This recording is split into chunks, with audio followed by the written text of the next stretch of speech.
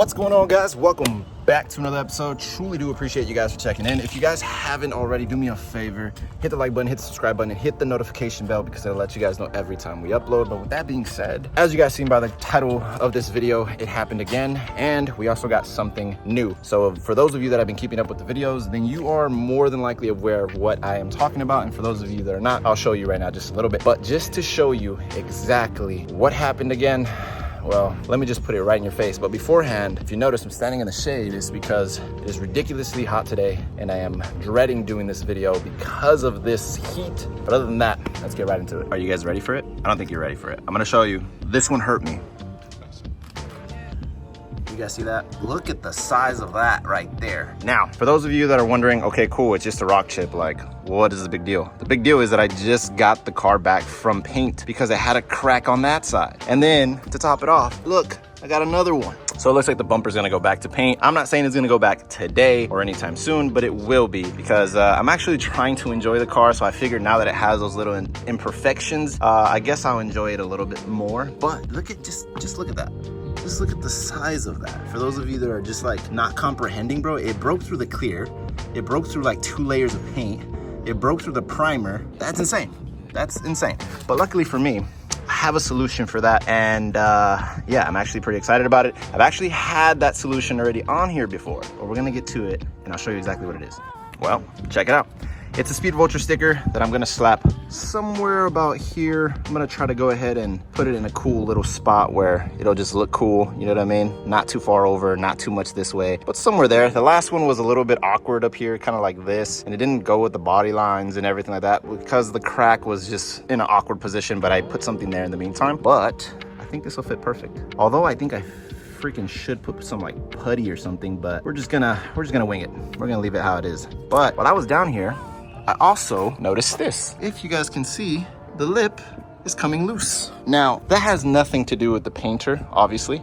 That has to do with me, and there's a reason for that. The painter and the guys, obviously, they bolted it on right. They did exactly what they were supposed to do. But I like to use these.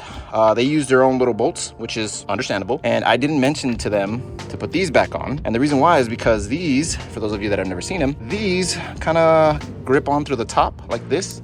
Well, like that, and then these go underneath. So what it does is that it holds it, and whenever it bounces or whenever it hits or whatever the case may be, it doesn't cause all that sagging that you see. So we're gonna go ahead and fix that, and then I'll show you guys exactly what this main video is about, because obviously it isn't about this. This is just the little stuff, but I'll show you that in just a bit. As of right now, let's go ahead and install these bolts. I don't know how easy it is for you guys to see this, but bro, I am drenched right now on just doing that little thing. But anyway, let me go ahead and show you this.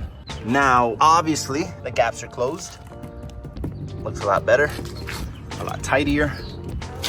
Same as for over here. And for those of you that are wondering what this little thing is, this is just a, I don't know how to explain it, but it goes on the edges of the door. So like when you open your door, it doesn't ding. I decided to put one underneath because it actually fits and stuff. And yeah, it works. So if you are out there and you have a Magic Drift front lip, you can go ahead and put one of those on there. I got the longest, I think it was like 18 feet, and I didn't use all of it, obviously, but that way you don't have to use piece by piece. Get the biggest one that they offer, which I believe is 18, and yeah, looks good.